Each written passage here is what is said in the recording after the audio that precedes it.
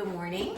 My name is Sherry. My little company is called Just Out of the Kiln. I've got it right here on my walking apron. And this is my first video. I've been a potter for 2 years, but I've been a teacher my whole life. I'm retired now. And I wanted to do a video on one of the pieces that is a variation on a real common piece, and that is a one-piece chip dip platter. I changed it up a little bit and I thought I would share that because it seems to sell really well. So what I've done is I've started with 2.5 pounds of fairly soft clay. This happens to be reclaimed shell-to-weed clay from Kentucky Mud Works. And I have already coned it and centered it. So I'm assuming that you can cone and you can center. I will probably do videos on those things too, if you can't, but I wanted to really focus more on the form. So let me move ahead. Make sure this is still centered with all the jumping around I've done. So what I'm going to do is with this 2.5 pounds of clay, I'm going to flatten it into more of a less tall hockey puck or disc.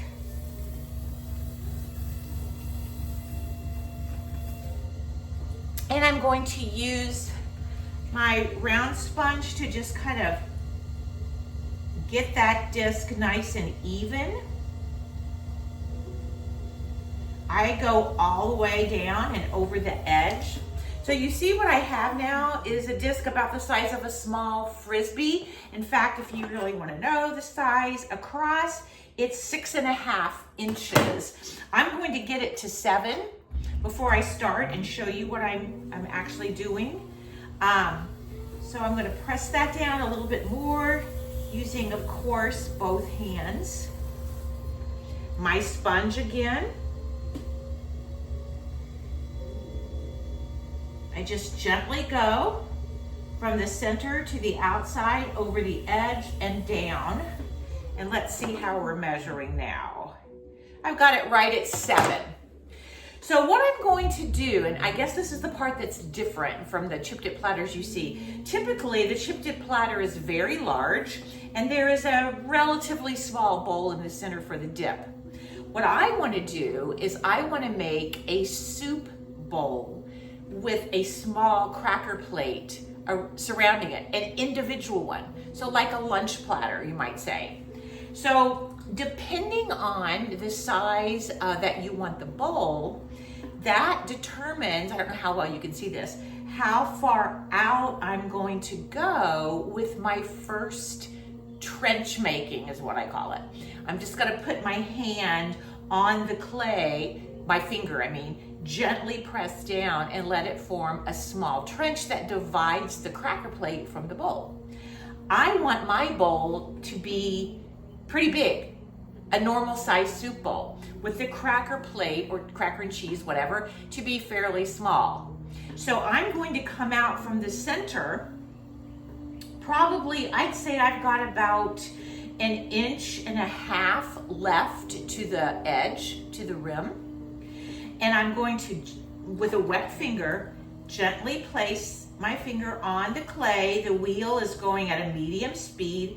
I'm going to press down, not too far. And I want you to see what happens. I've got sort of a thin wall on the outside and a thin wall on the inside. The first thing I'm gonna do is soften those. So again, with wet hands, I'm going to soften this gently by pressing in with my thumbs. So now that doesn't stick up so far, but I still have my trough. I'm going to do the same thing with the inner one.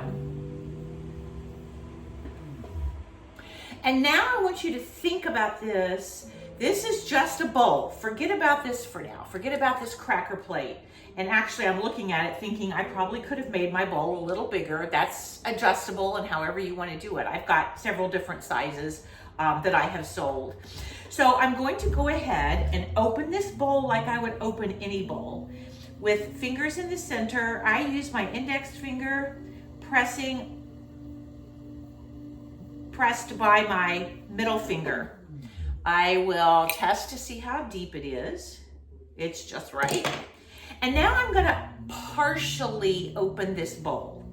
So with a slanted press, not a 90-degree angle, again, my middle finger is pressing my index finger nail. I'm going to come out just about to where that little softened wall was. Okay, now I stop the wheel. I have the opening, and then there's like a little indent, and then there's where that softened wall was. So I'm going to carefully and with my sponge close that up. I don't want to close air into it. That indentation is pretty small. In order to get my fingers, by the way, back into that trench right here, because opening my bowl sort of closed off the trench, I'm going to use my sponge. Let's clean this up a bit. Use my sponge in the trench and just pull it towards me a little bit so I have room to get my fingers in. So you see what I did? My trench is now bigger. I'm still doing nothing with this plate. I'm focusing on the bowl, and I need to close this off and make it nice and smooth. Let's see. I'm gonna try with my fingers. Yeah, that worked just fine. The indentation was very shallow, so I should not have closed any air into that. Smooth it out. Smooth the bottom of the bowl like you would with any bowl. I work from outside in, gently, slowly, slower than my wheels turning, but not too much slower, where you'll get weak spots. And now I'm actually ready to begin pulling the walls of this bowl, this interior bowl, with very wet hands. And being careful, I use my knuckle on my dominant hand, and I have my knuckle in that trench, which is actually deepening the trench, which I wanted to have happen. So I'm beginning to pull the walls of my bowl very gently. And you can already see that the relationship, the ratio of the bowl size to the size of the plate is very, very different than in a chip tip platter. The bowl is going to be the predominant piece here, since it's going to have soup. I want to get some water out of the center and smooth it a tad again.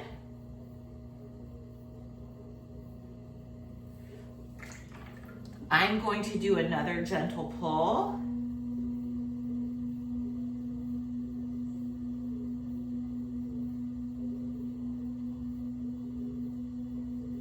Compressing the edge.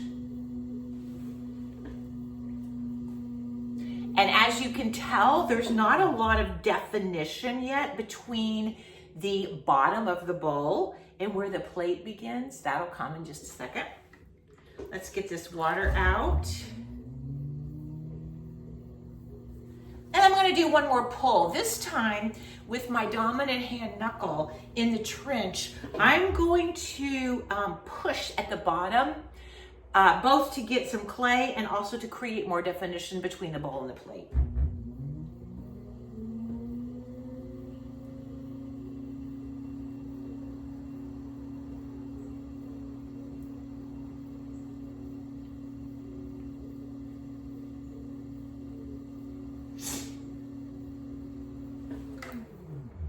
Okay, you can see what happened.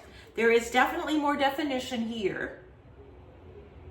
And the trench opened up a little bit more. Let's get that water out again. I want to keep the inside nice and smooth.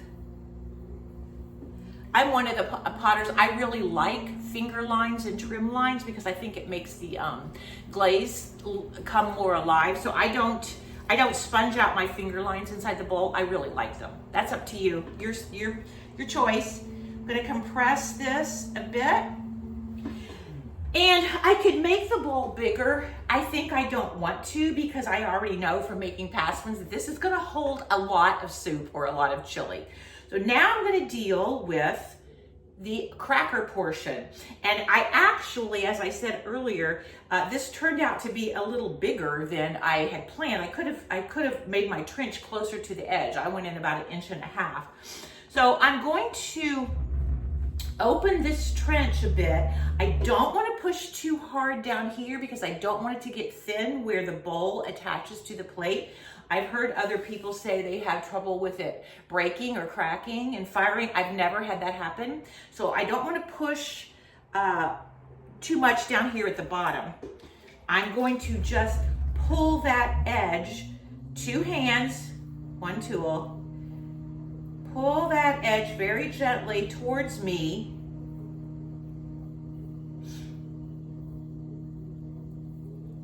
Leaving a nice little lip here. Now let's clean up some of this extraneous clay. Now at this point, I could stop. It's done. Or if you wanted to make the lip here a little taller, you could do a pull on it. I think I'm gonna do one little pull just on the plate, just to hold those crackers in. Compress the edge of the plate. Let's clean up the slip with a sponge. If you want to know how much space is between the bowl and the edge of the plate, I can take this round sponge and fold it over and fit it right in there very easily. That's how much space I've got. Get some water out of the center again.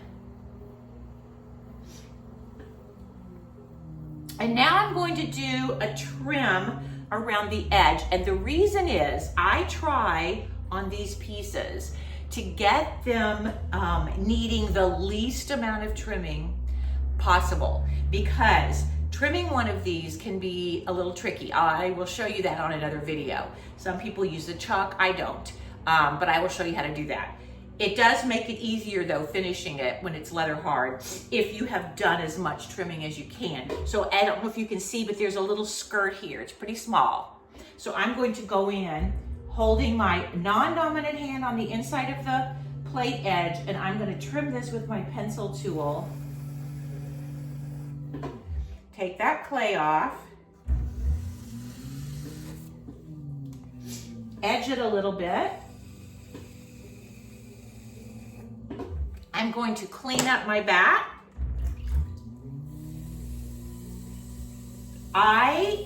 This is controversial. I don't wire off any of my pieces except for mugs. I wire off mugs so that I can watch them very carefully and have them ready to trim so I can attach a handle. But plates, when used on the right kind of bats or bowls or platters like this, they will pop off when they are ready, when they're leather hard and ready to be trimmed. At this point, I'm done. I don't have hardly any trimming to do other than I will do this very bottom edge so it won't be sharp when it's done, and I will trim the bottom. And I will show you that on another video. I'm gonna hold this up because again, I don't know how well you can see, but you can see that the bowl is dominant as far as the shapes go. The bowl is very dominant, and when it shrinks, it will be even more so because the cracker plate will shrink. That's it. Give it a try.